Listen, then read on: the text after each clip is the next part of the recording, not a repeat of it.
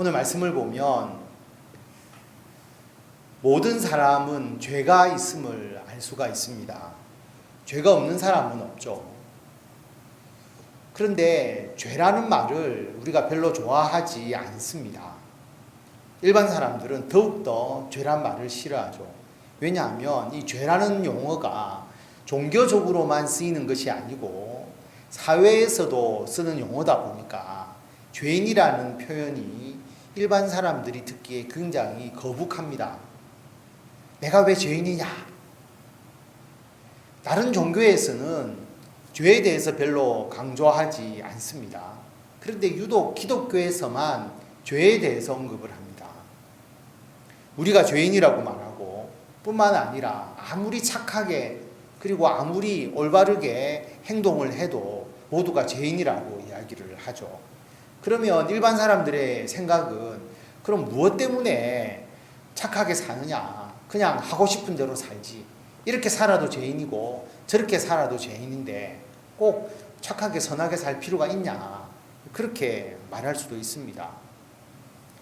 인간의 관점에서 만들어진 종교는 죄에 대해서 이야기하지 않습니다.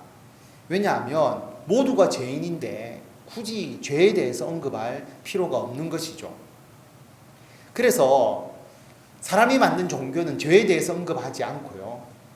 복 받는 것만 말하거나 아니면 일반 사람들보다 조금만 더 선을 행하면 극락에 간다든지 부처가 된다든지 아니면 성인으로 대우를 받는다든지 그렇게 말합니다. 그런데 기독교에서 죄를 말하는 것은 우리가 말하는 것이 아니고요. 하나님께서 말씀하시는 것입니다. 거룩하고 완전하신 하나님의 입장에서 보면 우리는 어떻게 해도 죄인으로 보일 수밖에 없는 것이죠. 하나님께 대한 불순종이 죄라고 여러 번 말씀을 드렸습니다. 우리가 그 거룩하시고 완전하신 하나님의 뜻을 어떻게 완벽하게 지킬 수 있겠습니까? 어떻게 하나님의 뜻대로 우리가 온전하게 살아갈 수가 있겠습니까? 우리 차원에서 아무리 선하게 산다고 해도 하나님 보시기에는 불순종이고 따라서 죄가 있을 수밖에 없는 거죠. 좀 쉽게 말하면 초등학생이 나는 부모님께 완벽하게 효도합니다. 그렇게 이야기를 해도 초등학생은 초등학생일 뿐이고요. 그가 부모님께 하는 효도는 초등학생의 수준에서 벗어날 수가 없는 것입니다. 하나님의 거룩함과 완전함을 우리는 따라갈 수가 없는 것이죠. 우리가 가진 이 인간의 몸과 마음으로서는 죄인으로 살아갈 수밖에 없는 한계가 있습니다. 거기다가 우리가 살아가는 세상이 온통 죄악투성입니다. 우리가 매일 보고 듣고 체험하는 것이 대부분 죄를 유발하는 것이죠. 영화도 그렇고 문학도 그렇고 그리고 뉴스를 봐도 온통 죄에 대한 이야기밖에 없죠. 베드로도 오늘 그 편지의 수신자들에게 너희들의 헛된 행실도 조상으로부터 물려받았다라고 말합니다. 너희가 알거니와 너희 조상이 물려준 헛된 행실에서 꼭 조상이 아니라고 해도 다른 사람으로부터 영향을 받아서 더 죄악에 빠진 것입니다. 예수님을 믿는 가정에서 태어나도 죄를 짓게 되죠. 그런데 예수님을 믿는 가정이 아닌 가정에서 태어났다라고 하면 더 죄를 많이 지을 수밖에 없겠죠. 왜냐하면 우리나라는 원래 기독교가 아니잖아요. 그렇기 때문에 조상들로부터 불교와 유교와 각종 미신을 물려받았습니다. 그러므로 우리는 죄인 중에 죄인이 될 수밖에 없는 것이죠. 그런데 아무리 우리가 죄인이라도 그리고 조상으로부터 헛된 행실을 물려받았다 할지라도 그 죄를 예수님께서 용서해 주십니다. 예수님을 통해서 우리의 죄를 용서해 주셨습니다. 그리고 일방적으로 네가 용서함을 받았다라고 선언하는 것이 아니고 대속함을 주셨거든요. 구약에서는 소나 양이나 염소를 제물로 죽여서 바치면 제물 드리는 사람의 죄가 용서함을 받잖아요. 대속입니다. 그래서 누군가 그 죄의 대가를 치르는 거죠. 그래서 법 집행의 정의와 공의는 유지하고 죄에 대한 대가를 반드시 물으니까 법 집행의 정의와 공의는 유지하면서도 그 사람에 대해서는 죄를 묻지 않으니까 사랑을 행하는 이 두 가지를 동시에 행할 수 있는 방법이 바로 대속이죠. 그런데 우리가 대속하는 것이 아닙니다. 내가 대속의 제사를 드렸으니까 내가 대속받는 거 아니냐, 나의 행위로 대속받은 거 아니냐, 그렇지 않습니다. 좀 쉽게 말씀을 드리면 부모님의 돈을 어린아이가 10,000원을 훔쳤어요. 그리고 그걸로 과자를 사 먹었습니다. 분명히 잘못한 것이죠. 죄입니다. 근데 어머니가 네가 훔쳐간 10,000원 채워 넣어라. 그러면 내가 그 죄 용서해 줄게. 그래서 용돈 받은 거 좀 아끼고 어머니 심부름해서 또 돈 받고 그래서 10,000원을 채워서 어머니 지갑에 다시 넣어 드렸어요. 그래서 내가 10,000원을 채워 넣었으니까 이것은 내가 한 일이니까 그러면 내가 죄를 용서함을 받은 거 아니냐, 내가 대속한 거 아니냐, 그렇게 말할 수 있는데 그렇지 않죠. 왜냐하면 어머니가 10,000원을 채워 넣으면 용서해 준다고 말씀하셨기 때문에 용서가 되는 것이지, 내가 훔쳐간 죄가 다시 그 돈을 10,000원 넣는다고 해서 용서함을 받을 수 있는 게 아니죠. 그리고 소와 양이나 염소와 같은 재물이 어떤 힘이 있는 게 아닙니다. 능력이 있는 게 아니죠. 소와 양과 염소가 뭐 그렇게 대단한 겁니까? 그렇지 않잖아요. 그런데 그 소를 바친다고 우리의 죄가 사해집니까? 소가 신비로운 게 아니고 하나님께서 그렇게 여겨주시는 것입니다. 어머니 돈을 훔쳐서 로봇을 샀어요. 근데 어머니가 네가 잘못된 방법으로 그 로봇을 샀기 때문에 그 로봇 깨트려 버려, 그렇게 말씀하셨어요. 그래서 그 아이가 그 로봇을 부숩니다. 그러면서 나는 그 로봇을 부쉈기 때문에 내가 대속한 것이다, 그렇게 이야기할 수 있느냐라고 하는 거죠. 그럴 수 없죠. 로봇을 부순 것보다 아이가 돈을 훔친 것이 훨씬 더 큰 문제입니다. 어머니가 네가 로봇을 포기하는 것 그 대가로 죄를 용서해 줄게 라고 말씀하셨기 때문에 죄를 용서함을 받는 거죠. 무슨 말이냐면 하나님께서 소와 양과 염소를 바칠 때 너의 죄를 용서해 줄게 라고 그렇게 말씀하시고 그렇게 여겨주시기 때문에 우리의 죄가 대속함을 받은 겁니다. 그렇다면 한두 사람의 죄가 아니라 온 인류의 죄를 다 대속받기 위해서는 얼마나 많은 소와 양과 염소가 죽어야 하겠습니까? 그리고 소와 양과 염소가 아니라면 우리가 어떤 방법으로 어떻게 행동해야 하나님께서 그만하면 너희 죄를 용서함 받았다라고 이야기할 수 있겠느냐라고 하는 거죠. 그 많은 죄를 대속받을 수 있는 방법이 없습니다. 그래서 하나님께서는 하나님의 아들 예수님을 통해서 우리들의 모든 죄를 그에게 감당시키시고 예수님께서 대신하여서 십자가에서 죽으셨습니다. 하나님의 아들의 죽음이라는 것이 대속 제물로서는 가장 크고 강력한 것이었습니다. 쉽게 말하면 아들의 잘못을 어머니가 다 안고 가는 것이죠. 어머니가 내 아들의 잘못 책임진다, 그렇게 이야기한 것과 같습니다. 예수님을 통한 대속은 영원한 것이죠. 어머니가 아들을 용서해 주셨습니다. 어머니 지갑에서 돈을 훔치고 그것도 모자라서 나중에는 다른 사람의 지갑에까지 손을 대어서 돈을 훔쳤는데 어머니가 내가 다 변상해 드리겠습니다. 그리고 우리 아들의 죄를 내가 다 감당하겠습니다. 어머니가 책임을 지고 모든 죄값을 다 받는다고 말씀하시고 그렇게 행하셨다면 그 다음 아들이 또 어떤 죄를 범한다 할지라도 어머니가 그 죄를 감당할 것임이 분명하죠. 예수님께서 2000년 전에 십자가에서 온 인류의 죄를 대속을 하셨는데 그것이 한 번이 아니라 그 예수님의 십자가의 대속의 은혜가 앞으로도 영원토록 계속될 것은 분명합니다. 그래서 18절 말씀을 보면 너희가 알거니와 너희 조상이 물려준 헛된 행실에서 대속함을 받은 것은 은이나 금같이 없어질 것으로 된 것이 아니요. 은과 금은 없어지는 게 아니잖아요. 그래도 우리 이 세상에서 가장 오래 보존되는 것 중에 하나가 은이고 금이지 않습니까? 그런데 은과 금이 변화될 정도로, 없어질 것이 될 정도로 은과 금보다 더 오래 보존되는 것이 있다. 그것이 바로 예수님을 통한 대속이라고 말씀하는 겁니다. 은과 금이 굉장히 오래 보존되는 건데 여기서는 은과 금같이 없어질 것이 된 것이 아니다. 은과 금보다 훨씬 더 오래 보존되는 것이 예수님을 통한 대속의 은혜다라고 말씀합니다. 이 대속의 은혜를 우리가 너무나 많이 들었기 때문에 거기에 대해서 좀 우리가 둔감할 수도 있고, 이 대속의 은혜가 나에게 어떤 관계가 있는지를 우리가 잊어버릴 수가 있는데, 오늘 이것을 한번 묵상해 보도록 하겠습니다.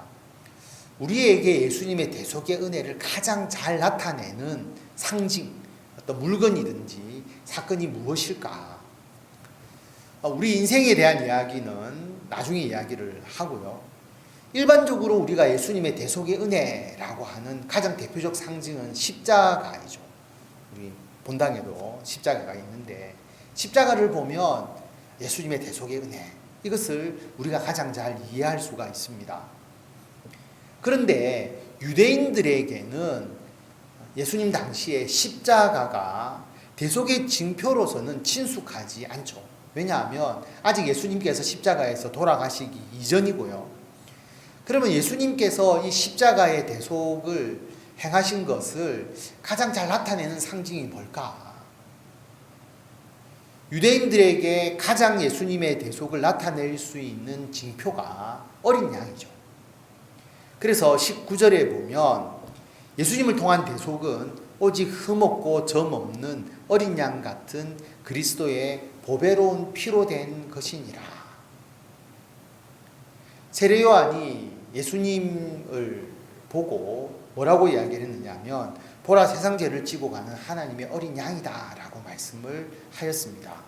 세상 죄를 지고 가는 하나님의 어린 양, 예수님에 대해서, 대속에 대해서 가장 유대인들이 쉽게 이해할 수 있는 표현입니다.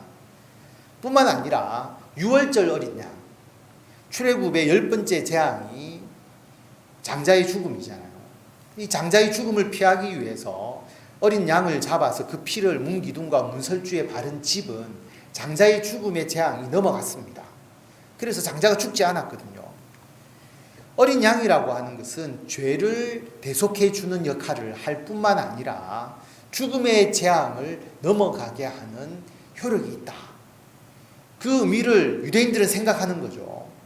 그렇기 때문에 이 사건을 역사적으로 기억하는 유대인들에게 죄의 대속, 그리고 죽음에서 벗어나서 영생을 주시는 구원을 이루는 제물로서 하나님의 어린 양이라고 하는 표현은 예수님의 대속을 가장 잘 이해하고 가장 잘 나타내주는 표현입니다.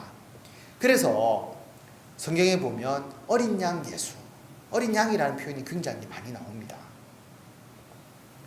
자, 십자가와 어린 양이라는 것이 유대인들에게, 일반적 그리스도인들에게 예수님의 대속을 나타내주는 하나의 징표고 중요한 사건이라면, 우리들에게 예수님의 대속이 가장 잘 표현하고 또 인식하게 해주는 게 무엇일까요?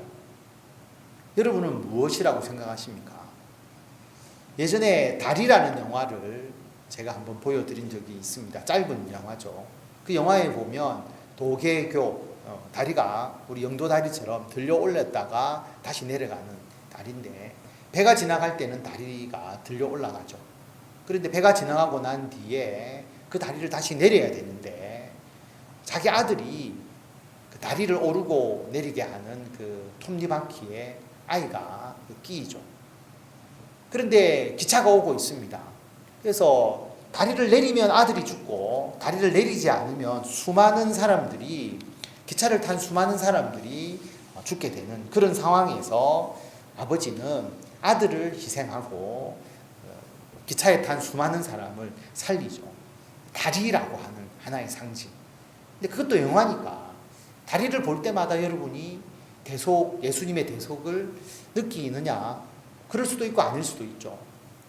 여러분의 삶 속에서, 여러분의 개인적인 삶 속에서 대속의 의미를 가장 잘 나타내 주는 것이 무엇일까? 내가 죄를 지었는데 예수님께서 그 죄를 대신 지셔서 나의 죄가 용서함을 받았다. 내 삶 속에서 그러한 죄의 용서, 예수님의 죄의 대속으로 인한 용서를 내가 받았다라고 그렇게 생각할 수 있는 사건. 그렇게 되기 위해서는 내가 죄를 지었다는 인식이 있어야 되고요. 그 다음에 죄를 용서함을 받았다는 확신이 있어야 합니다. 이 두 가지가 같이 있어야 하는 거죠. 여러분에게 있어서 이게 무엇인지를 마음속으로 한번 생각해 보시기를 바랍니다. 요즘 저에게는 이런 대속의 은혜를 생각하면서 나에게 뭘까? 최근에 저에게 이 단어가 가장 많이 와닿습니다. 목사. 목사가 뭔가? 목사라고 하는 것은 가장 영적으로 예민한 사람이잖아요. 영적으로 예민하기 때문에 다른 사람보다 죄에 대해서 가장 민감한 사람이 목사죠. 그렇기 때문에 일반 성도들은 죄라고 생각하지 않는 것도 목사니까 더 죄라고 생각하잖아요. 죄에 대해서 가장 큰 죄인으로 스스로 여겨야 되는 사람이 바로 목사입니다. 가장 큰 죄인이라고 여겨야 되죠. 그렇기 때문에 가장 큰 죄인인데 예수님께서 나의 죄를 대신하여서 십자가에서 죽으시고 나를 의롭다고 여겨주셨다라고 믿기 때문에 그 은혜를 가장 깊이 체험하고 살아가는 사람도 목사이죠. 그래서 목사라고 하면 죄에 대해서 가장 민감하고 자신을 죄인이라고 고백할 뿐만 아니라 예수님의 은혜를 가장 많이 경험하고 그 은혜에 가장 많이 감사를 표하는 사람, 그게 목사 아닐까요? 그런데 일반적으로 세상에서 목사를 생각하는 요즘의 기준, 요즘의 판단은 목사는 죄가 없다라고 하는 인식, 목사 스스로가 나는 죄가 없다고 생각하는 사람으로 여기는 거죠. 그러면서 사회에 대해서는 나는 떳떳하다라고 생각하는 그 인식, 그런 목사의 모습, 그게 기독교인의 모습으로 부각이 되면서 세상 사람들에게 기독교인의 핵심 진리, 기독교인의 핵심 진리가 뭡니까? 나는 죄인입니다 라고 하는 그것, 그리고 나의 이 죄를 예수님께서 아무런 값 없이 우리의 죄를 대속해 주셨습니다. 그 은혜에 감사하면서 살아갑니다. 이것을 세상에 나타내어 줘야 되잖아요. 그런데 그 역할을 가장 많이 해야 될 목사가, 기독교의 핵심 진리를 가장 많이 표현해야 될 목사가 그것을 제대로 보여주지 못하고 있다라고 하는 것, 이게 가장 예수님의 십자가의 대속에 대한 생각을 하게 하는 단어, 저는 목사라고 생각합니다. 제가 목사이기 때문에도 그렇고요. 교회와 우리 목사, 우리 그리스도인들이 세상에 어떤 모습을 보여야 주어야 되느냐, 여기에 대해서 제가 많이 생각하면서 말씀을 준비하면서 이 목사라는 이 직분에 대해서 다시 한번 제가 생각하게 되었습니다.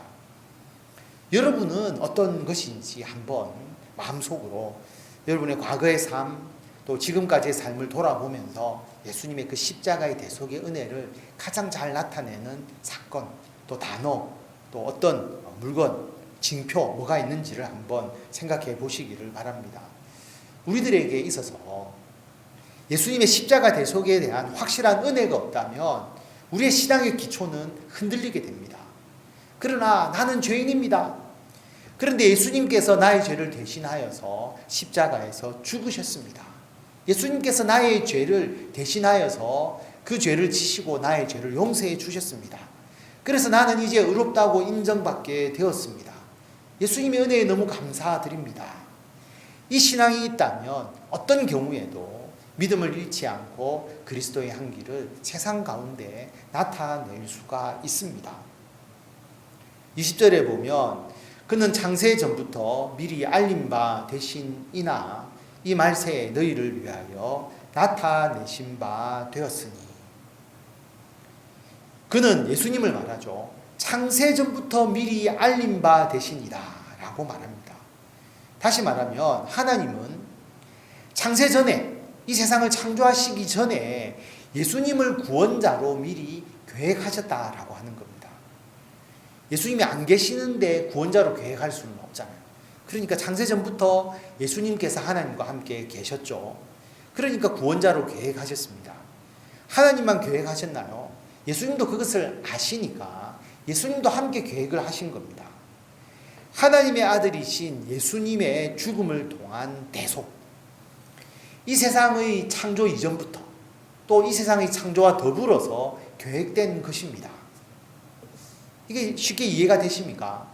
좀 쉽게 제가 말씀을 드리면, 사람이 인공지능 로봇을 만듭니다. 로봇이 그냥 프로그램대로 움직일 때는 문제가 없는데, 인공지능을 줘가지고 로봇이 스스로 판단하고 스스로 행동할 수 있도록 되게 되면 이 로봇이 혹 사고를 칠 수도 있지 않을까요? 사람을 때리거나 또는 사람의 명령에 불복종하고, 로봇도 우리의 로봇의 권리를 찾아야 된다 이렇게 하면서 일 안 하고 쉬거나 문제를 일으킬 수도 있지 않겠어요? 만약에 그런 사태가 일어났을 때에 그러면 어떻게 할 건가? 로봇을 만드는 사람이 거기에 대해서 생각하지 않겠습니까? 로봇을 만드는 사람이 내가 만든 로봇에, 인공지능 로봇에 문제가 있다면 내가 책임을 진다. 내가 책임을 져야지. 로봇을 만들기 전에 그런 마음과 계획을 가지고 있는 것이죠. 그러면 뭐 때문에 인공지능 로봇을 만드냐? 안 만들면 되지. 사고가 일어날 수도 있는데. 그래도 내가 만든 로봇이 스스로 판단해서 인간의 일을 도와주고 인간과 함께 살아갈 수 있도록 하는 것이 내가 인공지능 로봇을 만든 목적이니까, 그 모든 문제는 내가 책임지더라도 나는 그렇게 만들겠다라고 말하는 겁니다. 그리고 자녀가 문제를 일으키면 부모가 책임을 지죠. 그런데 그것을 어떤 서명을 하거나 맹세를 하지 않아도 부모가 결혼을 하고 아이를 낳는 순간 누구도 그 말을 공식적으로 하지 않지만 우리 자녀가 나중에 문제를 일으키거나 문제가 되면 내가 다 감당하겠다라는 마음을 모든 부모가 가집니다. 자녀를 향한 무한 책임을 가지는 것이 부모죠. 시켜서가 아니라 부모이기 때문에 그런 마음을 다 가지는 겁니다. 그럼 어떤 사람이 자녀가 사고 칠 수도 있고 자녀가 범죄자도 될 수도 있고 악할 수도 있는데, 그럴 바에는 자녀 안 낳는 게 낫지 않습니까? 그러나 부모는 자녀에 대한 사랑, 자녀와 함께 하고자 하는 마음을 가지고 있기 때문에 그런 요소가 있을지 모르지만 자녀를 낳잖아요. 하나님께서 창세전에 이미 예수님을 통한 대속의 계획을 가지셨습니다. 그리고 인간과 이 세상을 만드시죠. 인간이 혹 죄에 빠질지 모르지만, 하나님에 대해서 거역하고 불순종할지도 모르지만 하나님의 형상대로 만들었기 때문에 그들에게 자유의지를 주셨고 그들이 잘못된 방법으로 살아갈 수도 있지만 그래도 인간과 함께 하고자 하는 하나님의 사랑과 하나님의 마음이 있으신 거죠. 그리고 인간과 이 세상을 만드십니다. 그리고 인간이 저지른 모든 죄에 대해서 궁극적으로 하나님의 아들 예수 그리스도를 통해서 우리가 책임지겠다, 대속하겠다라고 하는 하나님의 계획과 뜻을 가지신 거죠. 그렇기 때문에 창세 이전부터 예수 그리스도를 통한 구원의 계획을 하나님은 가지고 계셨습니다. 그리고 말세라고 하는 거 지난번에 말씀드렸죠. 예수님의 초림에서 재림까지의 모든 시간, 예수님께서 이 땅에 2000년 전에 오셨을 때부터 말세가 시작된 겁니다.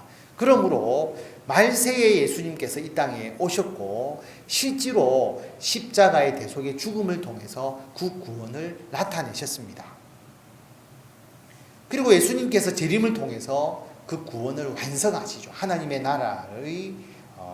나라를 통해서 그 모든 구원의 계획을 이루십니다. 그렇기 때문에 인류의 역사는 예수님을 통한 구원의 역사입니다. 우리 사람을 구원하기 위한 하나님의 계획, 그리고 이 세상의 창조, 그리고 2000년 전에 예수님께서 이 땅에 오셔서 십자가의 대속을 통해서 구원을 이루시고, 그리고 예수님의 재림을 통해서 구원을 완성하시는 그 모든 역사가 예수님으로부터 시작되고 예수님으로부터 마치는 것이죠. 그래서 예수님은 알파와 오메가고 처음이고 나중이고 시작과 끝이 되는 것입니다. 예수님을 모르고 하나님과 우리 인간의 역사를 말할 수가 없습니다. 그래서 21절에 보면 너희는 그를 죽은 자 가운데서 살리시고 영광을 주신 하나님을 그리스도로 말미암아 믿는 자니 너희 믿음과 소망이 하나님께 있게 하셨느니라. 하나님을 그리스도로 말미암아 믿는다라고 말합니다. 예수님을 모르고 하나님을 믿을 수가 없습니다. 예수님의 십자가의 대속의 은혜를 알 때 하나님을 믿을 수 있습니다. 그러므로 우리의 신앙에서 가장 중요한 것이 예수님의 십자가의 대속입니다. 그 십자가의 대속이 2000년 전에 이례적으로 이루어진 것이 아니고요. 실제로 지금 내가 살아가는 삶 속에서 그 십자가의 대속의 은혜가 어떻게 이루어지고 있고, 그리고 어떻게 이루어졌는지를 우리가 깊이 묵상하고 그 은혜에 우리가 늘 풍성한 열매를 거두는 우리들이 되어야 합니다. 그래서 어린 양의 피든지 십자가든지 아니면 어머니의 지갑이든지 아니면 목사라는 직분이든지 또 여러분의 삶 속에서 어떤 일이든지 어떤 사건이든지 어떤 물건이든지 여러분 그것을 생각하시면서 예수님의 십자가의 대속의 은혜를 깊이 새기게 하는 그 사건, 그 징표를 통해서 늘 항상 예수님의 십자가의 대속의 은혜에 감사하는 우리가 되어야 합니다. 그리고 그 은혜를 잊지 않고 신앙이 자라나면 자라날수록, 신앙이 깊어지면 깊어질수록 더 십자가 대속의 은혜가 우리들의 삶에 더 풍성하게 되어야 합니다. 그래서 우리가 살아가는 모든 삶 속에서 예수님의 은혜가 늘 넘치게 되고, 이것이 우리가 은혜에 감사하는 삶을 살아가니까 이게 세상을 향하여서 아름다운 그리스도인의 향기로서 나타나서 세상 사람들이 우리를 바라보고 우리가 죄인이고 우리의 죄를 대속해 주신 예수님의 은혜를 그들이 느끼면서 이게 참 그리스도인이고 이게 참 그리스도를 통한 복음이다라고 하는 것을 그들이 깨달을 수 있도록 우리가 선한 영향력을 끼치시는 성도 여러분들이 다 되시기를 바랍니다.